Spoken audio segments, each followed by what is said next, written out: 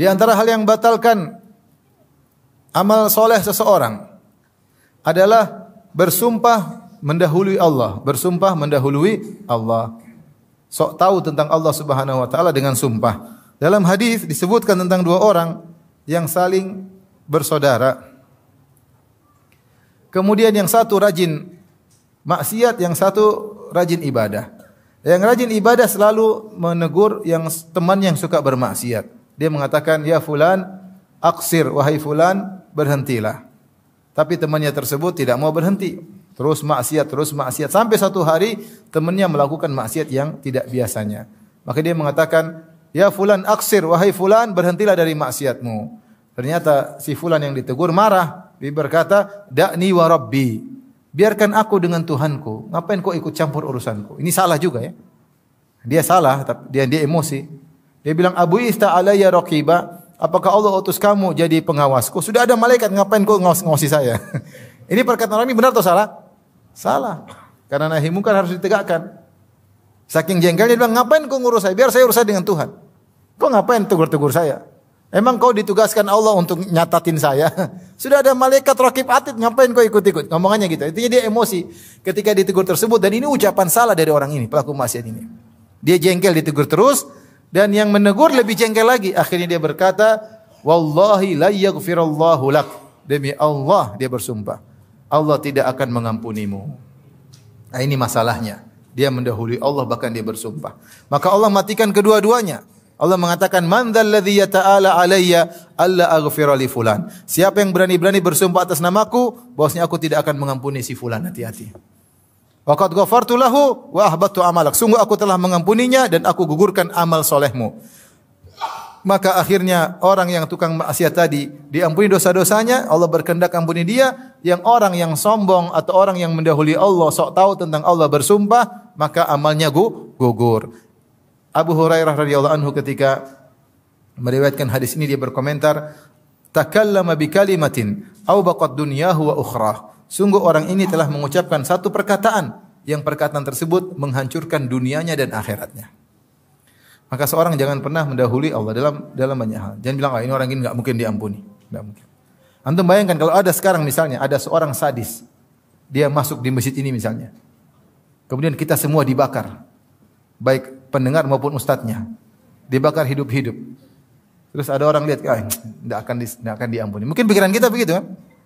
Tapi ternyata kalau dia bertobat diampuni. Seperti kisah Ashabul Ukhdud.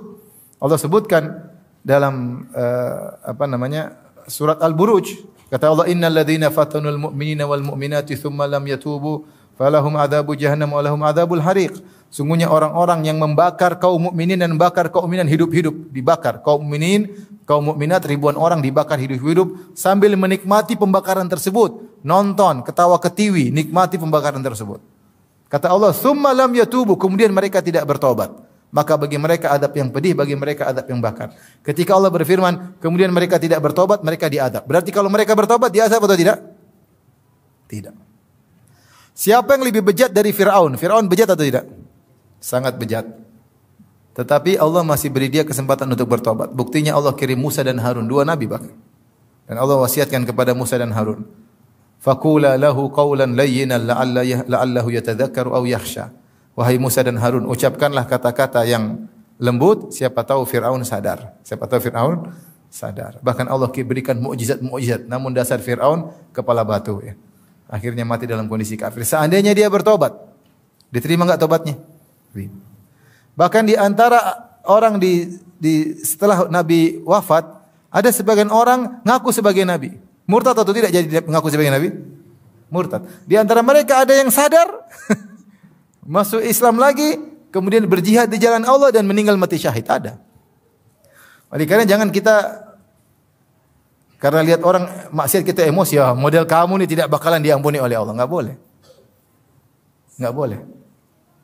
Maka tidak boleh kita mendahului Allah. Tidak boleh juga kita mengatakan, ini jangan mendahului Allah. Kita bilang, ini demi Allah ini pasti masuk surga. Enggak boleh. Enggak boleh. Ketika ada Ummul Ala memuji Utsman bin Maz'un. Utsman bin Maz'un seorang sahabat yang sangat zuhud, terkenal rajin ibadah. Ketika dia meninggal, maka Ummul Ala berkata, sungguh mulia engkau wahai Uthman, laqad akramakallah, sungguh Allah telah memuliakan engkau. Maka Nabi tegur, wa ma yudriki, dari mana kau tahu Allah memuliakan dia? Dari mana kau tahu? Inilah arjulahul khair, adapun saya berharap dia dapat kebaikan karena dia orang soleh. Tapi dari mana kau pastikan bahwasanya Allah telah memuliakan dia? Enggak ada yang tahu. Ini hal gaib, hal gaib. Kemudian Nabi mengatakan, adapun saya pun saya tidak tahu tentang bagaimana diriku. Maka kita tidak tahu, jangan pastikan hal yang gaib. Seperti di zaman Nabi dalam Sahih, dalam Musnad Imam Ahmad dengan sanad yang hasan, dikatakan kepada Nabi, inna fulana matat wastarahat. Ya Rasulullah, ibu itu telah meninggal dunia dan istirahat. Seperti kata-kata orang sekarang, telah istirahat di peristirahatan yang terakhir. Faghadiban Nabi sallallahu alaihi wasallam. Nabi pun marah. Nabi berkata, innama yastarihu man ghufira lahu. Sungguhnya yang istirahat kalau sudah mati itu yang diampuni oleh Allah Subhanahu wa taala. Dari mana kau tahu dia diampuni oleh Allah Subhanahu wa taala? Enggak ada yang tahu. Maka kita jangan pastikan seorang masuk surga kecuali yang sudah Allah sebutkan atau Nabi sebutkan. Kalau Abu Bakar di surga jelas, Nabi bilang Abu Bakar di surga, Umar di surga, Uthman di surga, Ali di surga, 10 sahabat Nabi bilang di surga. Kita boleh, Bilal di surga boleh.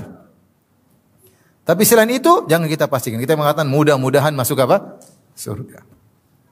Tidak boleh juga kita bilang pasti masuk neraka kecuali yang telah dipastikan oleh Allah Subhanahu wa taala. Oleh karenanya jangan mendahului hal-hal yang gaib. Makanya di antara hal yang konyol sebagian dai mengatakan kita pasti masuk surga. Saya pernah dengar orang ceramah seperti itu. Kelompok kita ini pasti masuk surga. Masya Allah. Bahkan ada yang parah lagi. Kalau ada kelompok lain masuk surga gara-gara kita. Ada lagi. Si wali fulan bisa matikan neraka jahanam. Allahu Akbar. Main-main dengan gampang-gampang. Nanti di akhirat bisa matikan neraka jahanam. Ya Allah. Nabi aja berdoa. Rabbana atina fid dunya hasanah. Wa fil akhirati hasanah. Wa qina adzabannar. Di antara doa yang paling sering dibaca Nabi. Wa qina adzabannar. Jauhkanlah kami dari adab neraka jahanam. Ini dibilang wali fulan, Habib fulan bisa matiin neraka jahanam. Enggak boleh berlebih-lebihan.